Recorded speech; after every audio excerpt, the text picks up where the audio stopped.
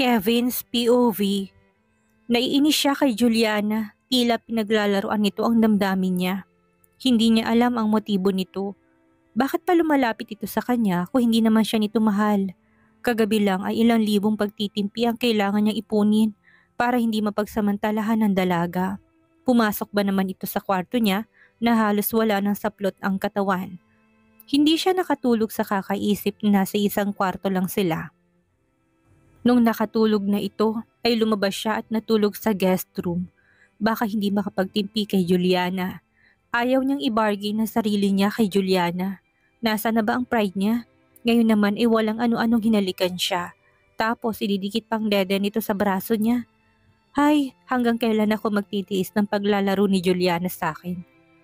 Iho, bakit malalim yung mata mo? Hindi ka ba nakatulog ng maayos kagabi? Naalimpungatan siya. Natigilan sa tanong ng mama niya. Sinulyapan na muna si Juliana na kaya kung pangisi-ngisi lang ito sa kanya. May mga iniisip lang tungkol sa business, ma. Huwag mong pabayaan na sarili mo, anak. Baka magkasakit ka. Kawawa naman itong mga apo ko. Yes, ma. Nag-excuse na muna siya at umakyat ng kwarto. Ayaw niyang makaharap si Juliana. Naisip niya ang pangyayari kagabi kung paano milagrong nagawa niya at hindi na ito ginalaw. Nakahiga siya sa kama nang biglang pumasok naman ang kambal kasama si Juliana. Hello, Dad. Are you sick? Tumakbo si Sunshine sa kanya at sinipat-sipat ang leeg niya. Hindi, anak. I'm just tired. Ow, Mommy, can you massage Daddy? No need, anak, sabi ni Kevin. But magaling si Mommy na mag-massage Dad. Come on, Mommy, massage Daddy para gumaling na siya. Pangungulit ni Sunshine. Lumapit naman si Juliana sa kanya at umupo sa kama niya. Saan masakit? Tanong niya kay Kevin. Don't bother, Juliana. I'm okay. Ayaw makita ni Kevin na mga batang inaaway siya ng mommy nila, kaya mahinahon niya itong sinagot. Let's go to Granny's kids. Tumayo na siya at nilabas sa mga bata sa kwarto niya. Ayaw niya mapalapit kay Juliana sa ngayon. Ito naman ang lapit ng lapit sa kanya. I'll massage you later, bulong ni Juliana sa kanya sa ngumisi. Tinapunan niya lang ito ng tingin sa umalis. Pagbaba nila ng kwarto ay nagmamadyong ang matanda. Parang tunay na magbalay na talagang mga to. Kevin, mamaya sa amin naman ang kambal, sabi ng papa niya. Ba't pa, kakauwi lang nila galing kina Tita Kat at Tito Dexter. Hindi na si Juliana sumali sa usapan. May plano kasi siya. Mas okay kung walang mga bata mamaya. Walang istorbo. Yeah, I know. Kaya sa amin naman ngayon. Paano naman kami pa? Hindi na namin nakakapiling ang mga anak namin. Kayo na lang palagi. Di gumawa kayo ng madaming baby para hindi tayo nag-aagawan. Papa naman Kids, tawag ng papa niya sa kambal. You want to stay with Lolo Milicio and Lola Elizabeth? Okay po, Lolo, sabat ng kambal. It's okay, Daddy. Let's all love each other na lang po, sabi ni Sunshine. That's my girl.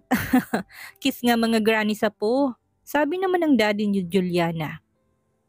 Isa-isang kinis ng kambal ang mga lolo at lola nila. Alas 9 ng gabi, nang umalis sa mga matanda, dala nila ulit ang kambal. This time, kinapapat mama naman ni Kevin naman nagstay ng 2 days.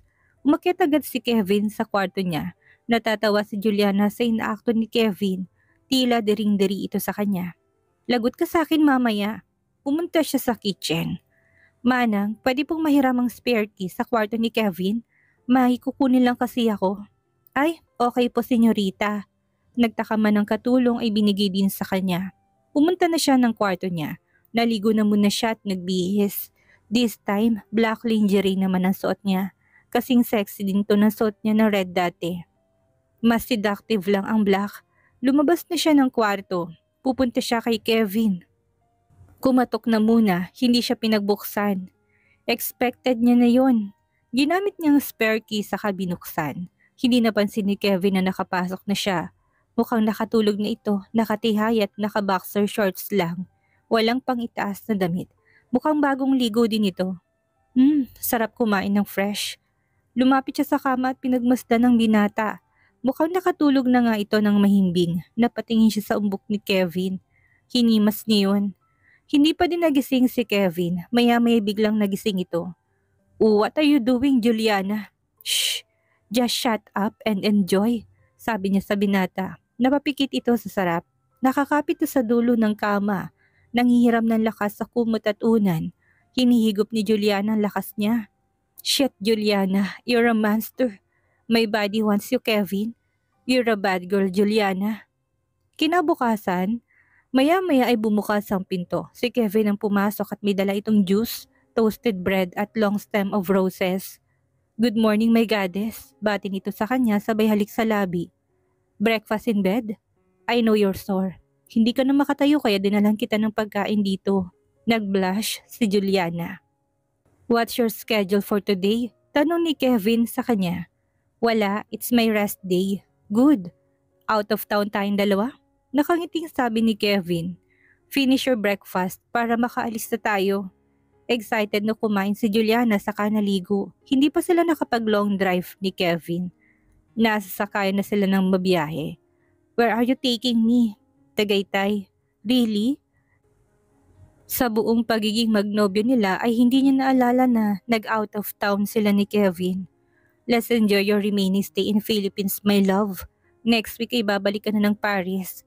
Marahang hinimas ni Kevin ang mukha niya. Biglang nalungkot si Kevin. Eyes on the road, Kevin. Saway niya sa binata. Tumawa na lang si Kevin. Dumating na sila sa isang mamahaling hotel sa Tagaytay. Pumasok sila sa kwarto nila. Napakalaki ng room na yon para sa kanilang dalawa. Overlooking din ng Taal. Maganda ang panahon ng araw na yon kaya kitang-kitang ganda ng Taal. Kevin hugged her from behind at inamoy-amoy ang buhok at leeg niya. Let's go swimming, babe. May private pool ang room na narentahan ni Kevin para sa kanila. Pero wala akong dalang swimsuit. It's okay. Let's go naked. Nobody will see us here. Biglang namula si Juliana ng bahagya. Pero may sasabihin pa sana siya na inangkin na ni Kevin ang mga labi niya. Hindi na siya nakapag-isip ng maigi. Hinawakan siya ni Kevin sa kamay at giniya papunta sa swimming pool. Pagdating ng swimming pool, naghubad si Kevin ng brief saka tumalon sa swimming pool. Let's go, babe. Ang sarap na tubig. Nagalangan pa si Juliana. Come on, babe. Take off your undies. Baka gusto mong umuwi ng walang undies mamaya. Okay. Huwag mo muna akong basain. Hinubad na nito ang bra at panty saka bumaba ng pool. Inabot ni Kevin ang kamay niya. Pagkalapit ng katawan nila ay hinalikan agad siya. Nararamdaman niyang pagkalalaki nito na nakasundot sa puso niya. I'm so ready for you, babe. Bulong ni Kevin. I like what you did to me last night. Natawa naman si Juliana. Now I will return the favor. Binuhat siya nito at pinaupo sa dulo ng pool. You're mine, Juliana. Akin ka lang. I'm yours, babe. Simula noon hanggang ngayon, para sa'yo lang ang katawan ko. Pagkarinig noon ay lalong ginanahang muli si Kevin. Hinalikan siya ni Kevin sa pisngi. I love you, babe. Hindi sumagot ulit si Juliana. Naghahabol pa ito ng hininga. Tahimik lang si Kevin. Umaasa na sagot mula sa dalaga pero hindi na naman ito binigay sa kanya. Nasaktan siya. Tatayo na sana si Kevin nang hawakan ni Juliana ang kamay niya para pigilan siya. Hinalikan din siya nito sa pisngi. I love you too, babe. Tinignan niya si Juliana. Is it true, babe? You love me too? Matagal na. Wala naman akong ibang minahal na lalaki sa buhay ko kung hindi ikaw lang. May tumulong luha sa mga mata ni Kevin. Pinunasan niya ni Juliana. Humiga sila sa gilid ng pool na magkahawak kamay. Sorry, babe, sa mga kasalanan ko sa'yo dati. Simula pa nung college tayo. Hinimas ang pulsuhan nito na may scar ng sugat. Dinala ito sa labi at hinilikan ng scar niya. Alam ko, nagpakamatay ka dati. Sorry for the pain I've caused you, babe. How did you know? Your mom told me nung pumunta ako sa bahay niyo. I ran right away sa bahay niyo na natanggap ko yung resignation letter mo sa office pero hindi niya ako pinayagang harapin ka. You went to our house? Yes, pero hindi ko na ipinilit ang sarili ko sa'yo. Natakot ako. I'd rather love you from afar kesa mawala ka ng tuluyan dito sa mundo. Niyakap siya ni Juliana. It's okay. I forgive you. I promise you, alagaan ko kayo ng kambal natin. Hindi ko na kayo iiwan. Buong pusong hinalikan siya ulit ni Kevin, punong-puno ng pagmamahal. Tumayo si Kevin. Hinawakan ang kamay ni Juliana para itayo din. Bumaba sila ng pool sakay hinalikan ulit ang dalaga. Doon na sila nagpalipas ng gabi sa hotel sa Tagaytay.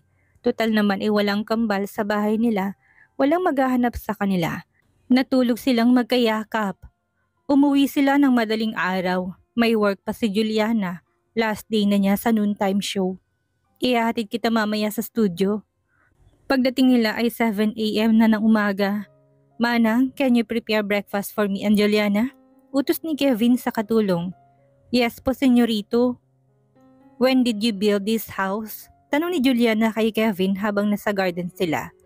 Nung umalis ka ulit papunta ng Paris, dito ko tinuon ng kalungkutan at pangungulila ko sa'yo. Sabi ko sa pag-uwi mo, ay dito kita ititira ng mga magiging anak natin. Pero, hindi ko pa alam noon na may mga anak na tayo. Natahimik si Juliana. Tinago ko talaga sila, natakot ako na baka hindi mo sila tanggapin. Only Jack knew about them. Jack knew? That bastard! Nagulat si Kevin. Sa tagal ng pagsasama nila si Jack ay hindi man lang nito binanggit sa kanya na may anak na pala sila ni Juliana. Don't get mad at Jack. Tinakot siya ni Mom at Dad na wag sabihin sa'yo. Pero siya rin naman ang gumawa ng paraan para mapauwi kami ng kambal dito. Kasi kung ako lang, hindi ko na sila dadalhin dito. Biglang natakot ang mukha ni Kevin sa sinabi ni Juliana. So balak mo talaga silang itago sa akin? Nalungkot si Kevin. That was my plan before. Pero knowing the kambal, you know how bright they are. Sila nang hahanap sa'yo mismo. Kaya nga I remember the first meeting namin sa Boracay. Kaya pala ganun na lang ang reaksyon nila nang nakita ako. Nginitian ni Kevin si Juliana ng matamis sa hinawakan sa kamay. Thank you babe, for giving me 2 cute babies. Baka gusto mo pang dagdagan, just tell me. Willing akong ipagamit sa yung katawan ko. Loko. Lakas ng tawa ni Juliana sabay hampas sa kabiyak. Hindi pa ako pwedeng mabuntis ulit. I'll finish my commitments in Paris muna. In 2 days, I'm leaving for Paris. Niyakap siya ni Kevin. I'm gonna miss you babe. We will visit you there with the twins. Malambing na sabi ni Kevin. I'd love that babe. Sabi ni Juliana na niyakap sa leeg ang boyfriend. Mag-alas 9 na kaya nag-ayos na sila para pumunta ng studio for Juliana's last day. May pa-farewell party daw sila sa akin later babe. I might go home late. I'll drive you today. Pinag-day off ko na muna si Leticia. I'll wait for you until you finish. Nagulat si Juliana. Wala bang trabaho to? Hindi ka pupunta ng work? Baling ni Kevin sa kabiyak. Nope, I canceled all my appointment for 3 days to make time with you. Really? Eksageradong sigaw ni Juliana. Yay! Parang tuwang-tuwang bata na nabigyan ng chocolate. Pagdating nila ng studio ay sinalubong siya ulit ng staff na nakangiti. Good morning, Ma'am Juliana. Ay, kasama niyo po pala si Sir Kevin. Ngumiti din ito kay Kevin at tila kinikilig. You know him? Tanong ni Juliana sa staff. Of course naman, Ma'am. Laging laman ng Bachelor magazine si Sir Kevin Ay, ang daldal ko. Halata bang isa akong fan, Ma'am? Aha, sorry sir ha. Ang gwapo niyo po pala sa personal. Pwede pong pa-picture, Sir Kevin? Sure. Nahihiyang sagot ni Kevin. Hindi siya sanay. Yay! Thank you, sir. Kinuha ang phone at nag-selfie kasama si Kevin. I'm sure matutuwa pong mga tao dito na nandito rin kayo kasama si Ma'am Juliana.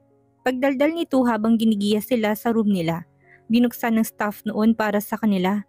Ma'am Juliana, as usual, balikan kita after 11:45 ma'am ha? Okay, thank you. Sinara ng staff ang door, naiwan silang dalawa ni Kevin. Pasensya ka na sa kanya, madaldal talaga yun. It's okay babe. I guess dapat masanay na nga ako. Sobrang sikat kasi ng girlfriend ko, pati ako tuloy nadamay. Hindi mo na narinig ang sabi niya, lagi ka rin niya nakikita sa Bachelor magazine. So even without me, kilala ka nila. Nagumpisa nang mag-ayos si Juliana ng ayos ng sarili niya. Nilabas lahat ng makeup at ang damit na isusuot. Hinimas-himas ni Kevin ang legs niya habang nag-aayos siya. Ang ganda talaga ng girlfriend ko. Nakakagigil. Pwede ba tayo mag-quickie dito babe? Namula si Juliana sa sinabi ni Kevin. Ano ka ba? Baka mahuli tayo. Hindi yan. Puro kamunduhan yung nasa isip mo. Hindi yan. Bilisan ko lang. Quickie nga Pangdedemonyo ni Kevin sa dalaga.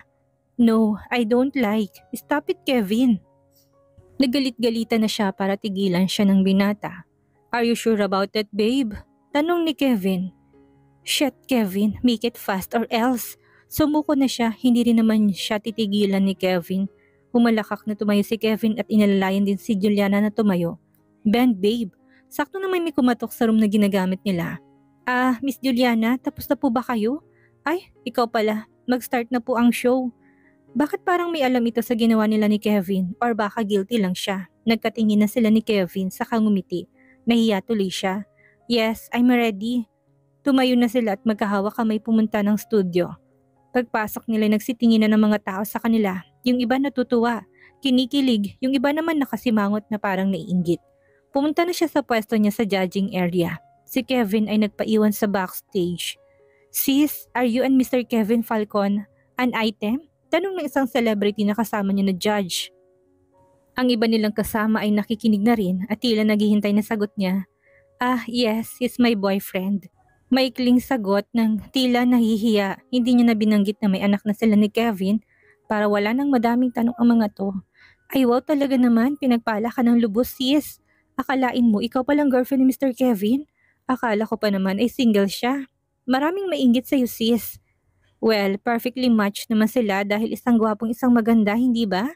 Sabat naman ng isang kasama nilang judge. Have you seen his magazine wearing only boxers? That bulge, right? Saka nagtawanan ng dalawang babaeng celebrity na kinikilig. Ay, sorry sis. Hindi lang namin maiwasang mapagkwentuhan. Sorry ha. Nahihiyang yumuko ang dalawa.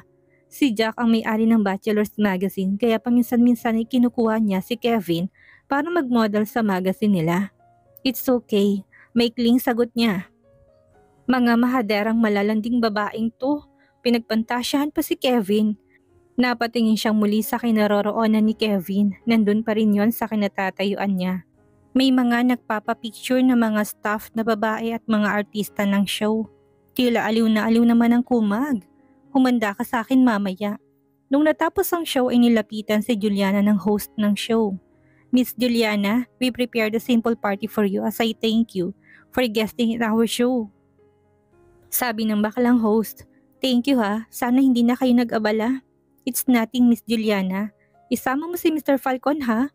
See you later. Asikasuhin ko lang ang mga audience. Saka na siya iniwan at pumunta sa audience area para pagbigyan ng mga taong gustong magpa-picture sa kanilang mga host. Miss Juliana, I didn't know na kayo pala si Mr. Falcon. You are both gorgeous. Bagay kayong dalawa. Sabi naman ni Annie, isa din itong host ng show. Nasa hall sila ng studio at nagsasalo-salo sa thank you party ng show sa kanya. Magkatabi sila ni Kevin sa upuan. Nahihiya na rin siya sa atensyong nakukuha mula sa mga tao lalo pat hindi rin mga ordinaryong taong mga to. Mga malalaking celebrities din. I will prepare an intimate party for Juliana's despedida tomorrow evening at our house. Everyone is invited. Tugon ni Kevin. Really, Mr. Kevin? Sabi ni Annie. Tamang-tama, Sabado ngayon, walang show sa Sunday. Asahan mo pupunta kami. Nakatingin sabi ni Annie. Will you excuse me? Sabihan ko lang ibang staff and host sa invitation mo, Mr. Kevin. Saka na ito umalis. Napatingin si Juliana sa kanya. You don't have to, babe. Bulong ni Juliana. It's okay, babe. Para malaman na rin ng lahat na hindi ka na available and you're mine. Bulong din ni Kevin sa kanya. Natawa siya sa tinura nito. Napang-isipan na talaga ni Kevin yun para maisagawa niya ng matagal niyang pinaplano kay Juliana. Hinawakan ng kamay ng dalaga, dinala yon sa kanyang labi sa kahinalikan. Tinilig naman si Juliana sa inakto ng katipan. Ang hindi alam ni Juliana ay matagal na itong pinlano ni Kevin. Naghihintay lang siya ng tamang panahon, niimbitahan na rin ng mga pamilya at malalapit na kaibigan nila. Si Juliana lang ang walang kaalam-alam na may pa-surprise party siya dito.